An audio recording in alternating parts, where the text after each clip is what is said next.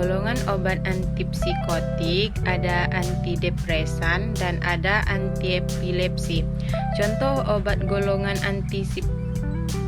antipsikotik yaitu antipsikotik tipikal sulfirat, tipfluoperazin, fluohenazin, haloperidol, klorpromazin, dan ada juga antipsikotik antitipikal quetiapin, aripiprazol, clozapin, olanzapin, risperidon, dan paliperidon. Ada golongan obat antidepresan yaitu selektif serotonin reuptake inhibitor, escitalopram, fluoxetine, fluvastamin, sertralin. Antidepresan trisiklik atau TCAS, amitriptilin, dan dosefin. Serotonin norepinephrine reuptake inhibitor atau SNRIs,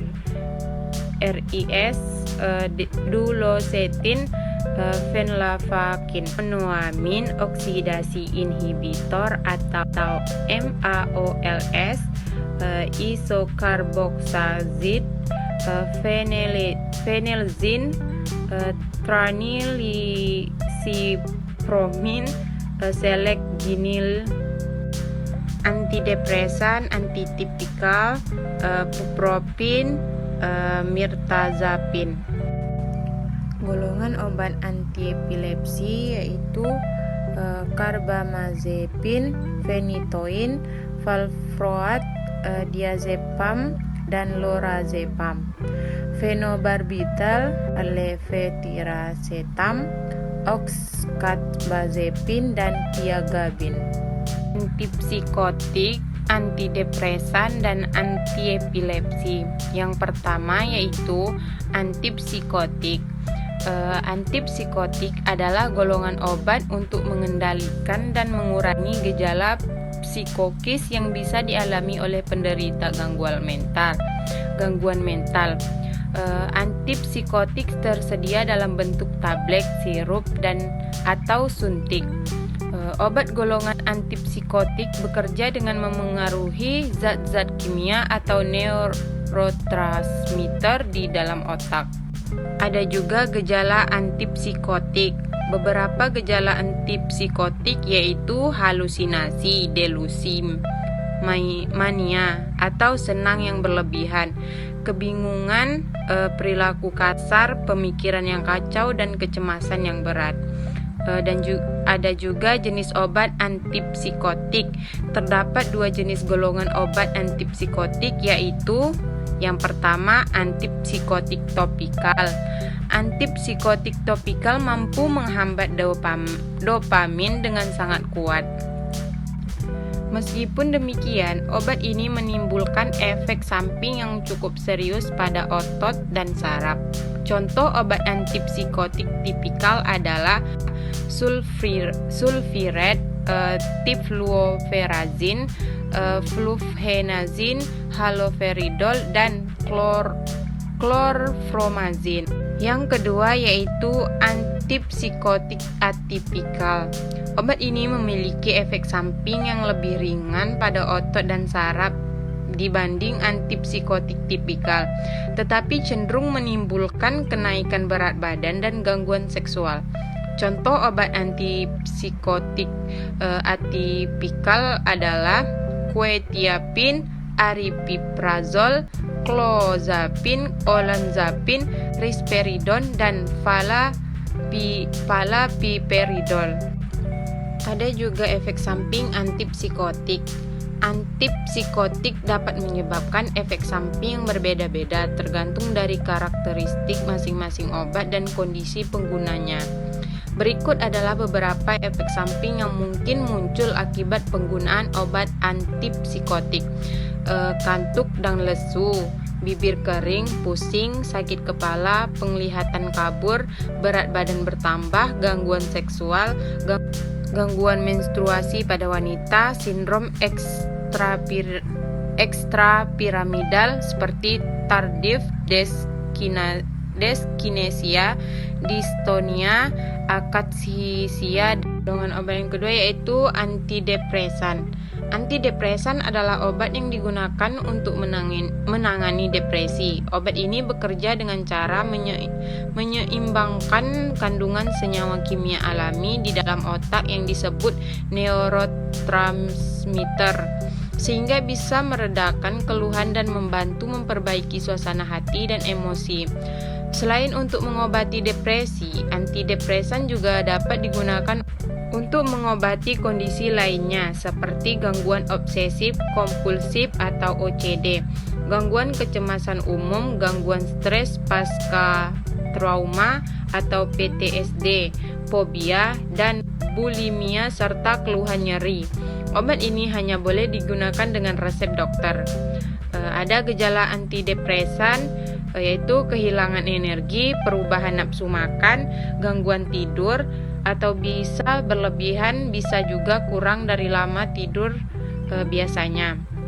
Cemas, menurunnya kemampuan berkonsentrasi, ketidakmampuan membuat keputusan, rasa tidak tenang, dan perasaan tidak berguna.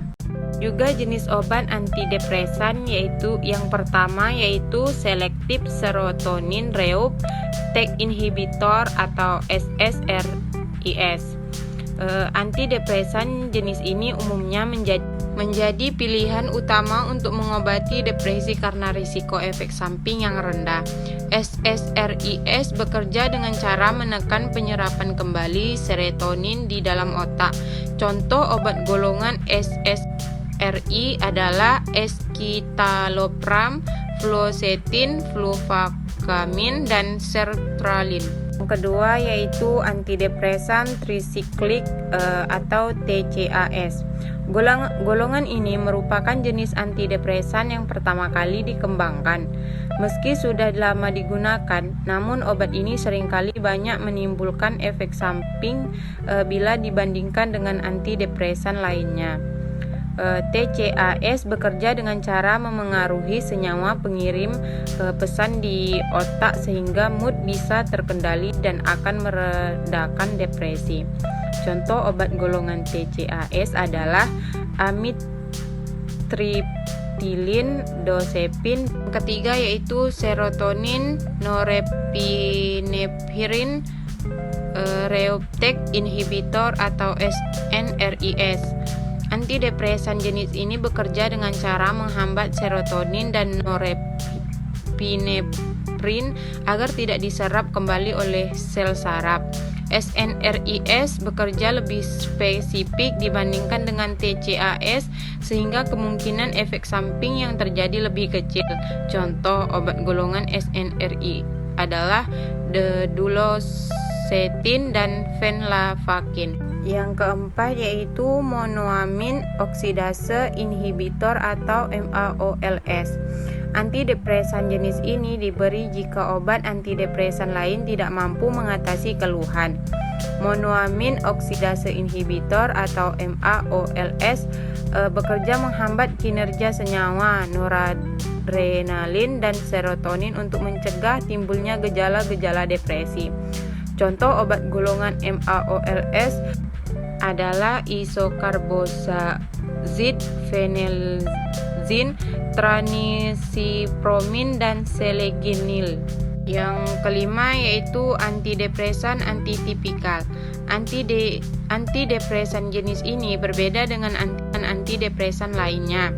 Obat ini bekerja dengan cara memengaruhi senyawa pengirim pesan di otak atau neurotransmitter yang digunakan untuk berkomunikasi antar sel otak sehingga bisa mengubah suasana hati dan meredakan depresi. Contoh obat golongan antidepresan antitipikal adalah bupropion dan mirtazapin. Ada juga efek samping antidepresan. Antidepresan dapat menyebabkan efek samping yang berbeda-beda, tergantung dari karakteristik masing-masing obat dan kondisi penggunanya.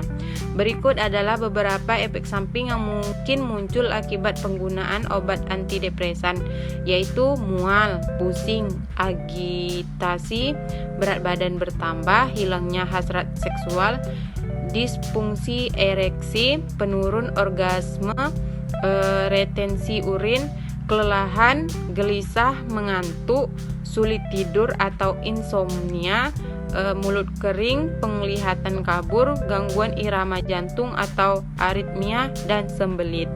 Selanjutnya, beberapa obat antidepresan tertentu juga dapat menyebabkan meningkatkan risiko terjadinya diabetes. Meski jarang terjadi, obat antidepresan juga dapat menyebabkan beberapa efek samping yang lebih serius dan fatal, yaitu yang pertama, sindrom serotonin yang ditandai dengan berkeringat, diare, kejang, detak jantung tidak teratur, dan pingsan.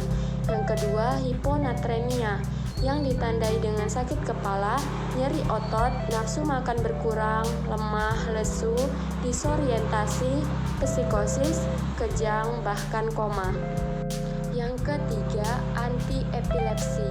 Epilepsi atau AYAN adalah gangguan sistem saraf pusat akibat pola aktivitas listrik otak yang tidak normal. Hal itu menimbulkan keluhan kejang, sensasi dan perilaku yang tidak biasa hingga hilang kesadaran. Gangguan pada pola aktivitas listrik otak saraf dapat terjadi karena beberapa hal. Gejala antiepilepsi.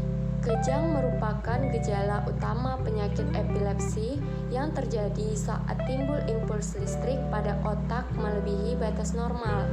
Kondisi tersebut menyebar ke area sekelilingnya dan menimbulkan sinyal listrik yang tidak terkendali. Sinyal tersebut terkirim juga pada otot sehingga menimbulkan kedutan yang panjang. Jenis obat antiepilepsi. Yang pertama, karbamazepin. Karbamazepin adalah obat yang bisa diberikan dokter untuk kejang parsial di sebagian tubuh, kejang tonik klonik, dan kejang campuran. Kejang tonik klonik merupakan salah satu kejang umum yang terkadang penderita kehilangan kontrol terhadap saluran kemihnya. Yang kedua, phenytoin. Phenytoin membantu mengendalikan kejang parsial serta kejang umum tonik klonik. Obat ini dapat diberikan secara intravena untuk segera mengontrol kejang aktif yang dialami pasien. Efek samping phenytoin dapat beragam, termasuk pusing dan kelelahan. Yang ketiga, valproat. Valproat dan asam valproat merupakan obat kejang untuk mengatasi kejang parsial, kejang umum tonik klonik, dan kejang absen. Kejang absen terjadi saat penderitanya kehilangan kesadaran diri beberapa saat yang ditandai dengan tatapan kosong. Kejang absen merupakan jenis kejang yang lebih sering terjadi pada anak-anak. Yang keempat, diazepam dan lorazepam. Diazepam dan lorazepam efektif sebagai penanganan jangka pendek segala jenis kejang. Obat ini juga digunakan dalam kondisi gawat darurat untuk menghentikan kejang pada pasien, terutama pasien yang berada dalam status epileptikus. Yang kelima, fenobarbital. Fenobarbital merupakan obat epilepsi dan kejang yang masih digunakan hingga saat ini. Obat ini membantu menangani hampir segala jenis kejang dan menjadi obat yang sangat efektif dengan harga yang murah. Namun, fenobarbital juga dapat memicu efek samping seperti rasa mengantuk dan perubahan perilaku pada pasien. Yang keenam, levetiracetam. Levetiracetam merupakan obat yang sering dikombinasikan dengan obat kejang lain untuk menangani kejang parsial dan kejang umum primer, serta mioklonik. Kejang mioklonik membuat otot penderitanya tiba-tiba tersentak seolah-olah sedang terkejut. Yang ketujuh, Oxcarbazepine. Oxcarbazepine digunakan untuk tangani kejang parsial. Obat ini bisa diminum sendiri atau dikombinasikan dengan obat kejang lainnya yang dikonsumsi secara harian. Yang terakhir, tiagabin. Tiagabin diresepkan dokter untuk menangani kejang parsial, baik yang diiringi dengan kejang umum maupun yang tidak. Pemberian tiagabin akan dikombinasikan dengan obat-obat antiepilepsi lainnya. Efek samping antiepilepsi. Sama seperti obat lainnya, obat antiepilepsi juga berisiko menimbulkan efek samping, baik yang tergolong ringan atau juga parah. Beberapa efek samping obat antiepilepsi yang tergolong ringan diantaranya kenaikan berat badan, pusing, lemas, penurunan kepadatan tulang, daya ingat berkurang, bicara tidak lancar, hilangnya koordinasi gerak, dan ruam kulit. Epilepsi yang tergolong berat antara lain peradangan organ, misalnya organ hati, ruam kulit parah, depresi, dan kecenderungan untuk bunuh diri.